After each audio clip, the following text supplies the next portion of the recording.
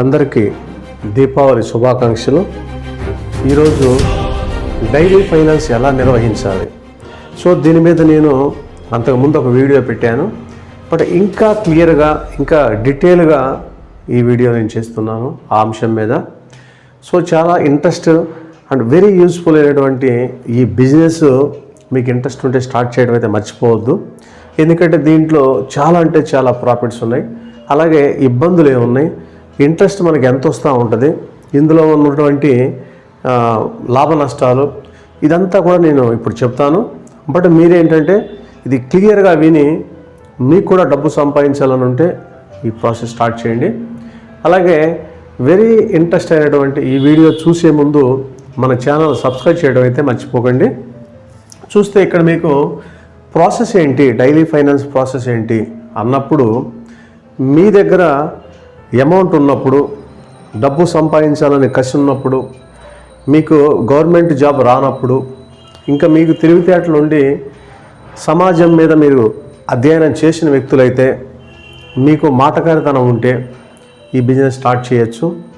ఇవేవి లేకపోతే మీ పని సున్నా అవుతుంది. ఎందుకు చెప్తున్నా ఈ విషయం అంటే, ఇప్పుడు వీడియోకి వెళ్ళాక మీకు ఈ విషయం అర్థమైంది.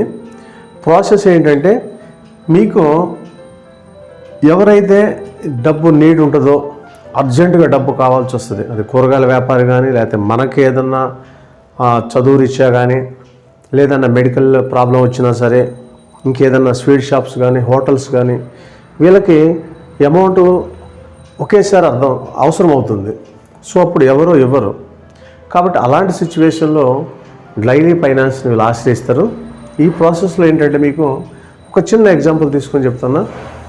మీకు ఒక 10,000 రూపీస్ అర్జెంటుగా అవసరమైనవి అనుకుందాం, ఓకేనా? మీరే బ్యాంక్కి వెళ్ళక్కర్లేదు, లేకపోతే బంగారం లేదు, కుదబెట్టక్కర్లేదు. డైలీ ఫైనాన్స్ నిర్వహించే వ్యక్తులు ఆశ్రమిస్తే మీకు 10,000 రూపాయలు ఇస్తారు. సో ఇక్కడ కూడా వ్యక్తులను బట్టి బిజినెస్ ఉంటుంది. కొంతమంది 2,000 రూపీస్ కట్ చేసుకుంటారు. ఈ 2,000 రూపీస్ కట్ చేసి 8,000 రూపీస్ మీకు ఇమీడియట్గా ఇచ్చేస్తారు. బట్ మీరు ఎలా పే చేయాలంటే, డైలీ ఫైనాన్స్ ఎప్పుడు కూడా 100 డేస్కి ఉంటుంది అయితే మర్చిపోకండి. మీరు 100 డేస్కి డైలీ వచ్చేసి 100 రూపీస్ చొప్పున మీరు పే చేయాల్సి వస్తుంది. అప్పుడు మీరు 10,000 రూపీస్ ఈ 100 డేస్లో పే చేస్తారు. అంటే ముందే వీళ్ళు 2,000 రూపీస్ కట్ చేసుకున్నటువంటి ఒక టైప్ బిజినెస్ ఇది. అంటే కొంతమంది ఎలా ఉంటారని చెప్తున్నా. నెక్స్ట్ వచ్చేసి సెకండ్ ఏంటంటే, వీళ్ళు 10,000 రూపాయలు మీకు ఇచ్చేస్తారు, ఇమీడియట్గా ఇచ్చేస్తారు. బట్ మీరు ఈ రిమైనింగ్ అంటే మొత్తము ఉన్నటువంటి 100 డేస్కి డైలీ 120 రూపీస్ చొప్పున మీరు పే చేయాలి. వచ్చేసి 100 డేస్ తర్వాత మీరు 12,000 రూపాయలు పే చేయాల్సి వస్తుంది. ఇది ఒక బిజినెస్, ఓకేనా? మీరు 1,00,000 రూపాయలు తీసుకున్నప్పుడు, లేకపోతే 10 లక్షలు కానీ ఇలా డబ్బు పెంచుకుంటూ వెళ్ళినప్పుడు ఇదే ప్రాసెస్ అప్లై చేస్తాం. 100 డేస్కే లెక్కేసుకుంటారు. అదే 10 లక్షలు మీరు 1,00,000 రూపాయలు తీసుకున్నారనుకోండి, మీకు కొంతమంది 15,000 రూపీస్ కట్ చేసుకొని 85,000 రూపీస్ ఇస్తారు. మళ్ళీ మీరు 1,000 రూపాయల చొప్పున 100 డేస్ కట్టాల్సి వస్తుంది. అలా కాకుండా ఇదే 1,00,000 రూపాయలు ఏమి కట్ చేసుకుండా మీకు చేతికి ఇచ్చినప్పుడు మీరు 1,200 రూపాయల చొప్పున డైలీ 1,200 రూపాయల చొప్పున 100 డేస్ కట్టాలి. అంటే 1,20,000 రూపాయలు కట్టాల్సి వస్తుంది, 100 డేస్లో కట్టాలి. ఇది ప్రాసెస్. అయితే ఇక్కడ ఏంటన్నప్పుడు, దీన్ని ఎలా స్టార్ట్ చేయాలన్నప్పుడు, నేను వీడియో మొదట్లో చెప్పినట్టుగా మీరు డబ్బు సంపాదించాలి అనే లక్ష్యం ఉండి, మీ దగ్గర టాలెంట్ ఉండి, మీరు కొంచెం యాక్టివ్గా ఉన్నప్పుడు, అంటే వసూలు చేసుకునే కెపాసిటీ మీ దగ్గర లేనప్పుడు ఈ బిజినెస్ పెట్టొద్దు, ఓకేనండి?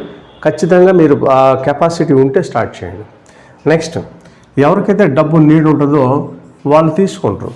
తీసుకున్నప్పుడు మీరు ఎవడిగా పడితే డబ్బులు ఇస్తే మీ పని సున్నా అయిపోద్ది.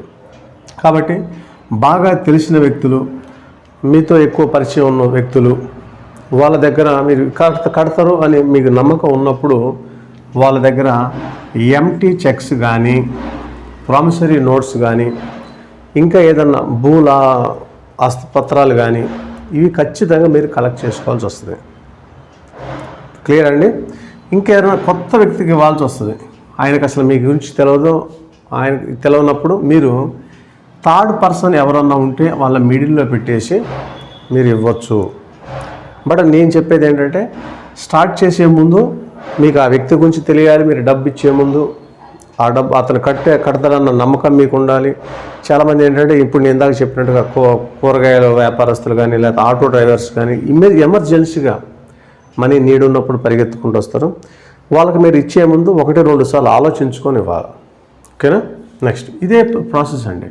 వాళ్ళ దగ్గర కొన్ని మనం కలెక్ట్ చేసుకొని ఇస్తాం. నెక్స్ట్ ఇంట్రెస్ట్ ఎంత పడుతుంది అన్నప్పుడు మీకు నేను 10,000 రూపీస్ ఎగ్జాంపుల్ చెప్పా. మీరు 2,000 రూపీస్ 100 రోజుల్లో కలెక్ట్ చేసుకుంటున్నారు. ఒక చిన్న ఎగ్జాంపుల్ ఏంటంటే మీరు 100 రూపీస్కి 6 రూపీస్ ఇంట్రెస్ట్ అనుకుందాం. అప్పుడు ఏమవుతుంది? 1000కి వచ్చేసి 60 రూపీస్ అవుతుంది.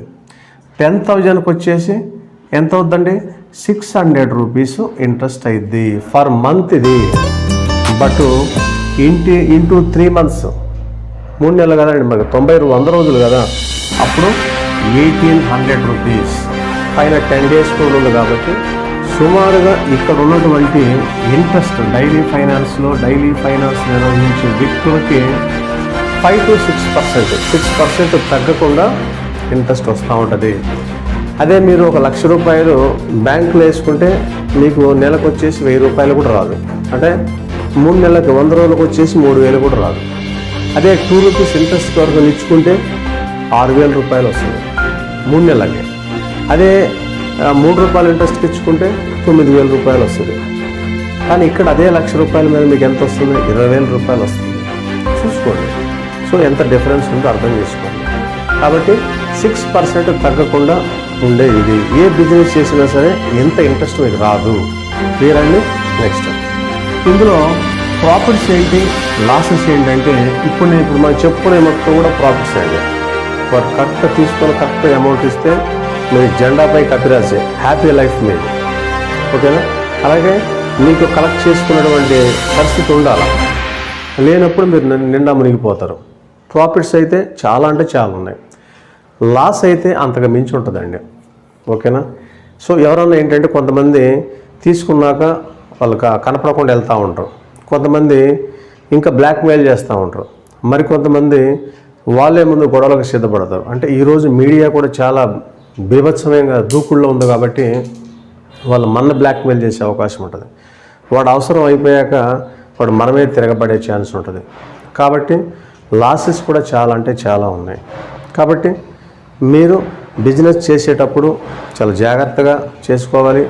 అలాగే మీరు కలెక్ట్ చేసుకునేటట్టయితేనే ఈ బిజినెస్ దిగండి. లేకపోతే ఉన్నైపోతాయి, ఉంచుకున్నైపోతాయి. ఎందుకంటే ఈ రోజుల్లో జనాలు నమ్మే పరిస్థితి లేదు. అవసరం అయిపోయాక బోడమల్లయ్య అనే అవకాశం ఉంది. ఓకేనా? ప్రజెంట్ ఉన్న సిచ్యువేషన్ బట్టి చెప్తాను నేను. డైలీ ఫైనాన్స్ నిర్వహించే వ్యక్తులు కూడా చాలా అంటే చాలా రిస్కులు పడాల్సి వస్తుంది. మామూలు రిస్క్ కాదు అది. సో ఇవన్నీ చూసుకొని మీరు ఈ బిజినెస్లో దిగండి, సక్సెస్ అవ్వండి. మనస్ఫూర్తిగా మళ్ళీ ఒకసారి మీకు దీపావళి శుభాకాంక్షలు.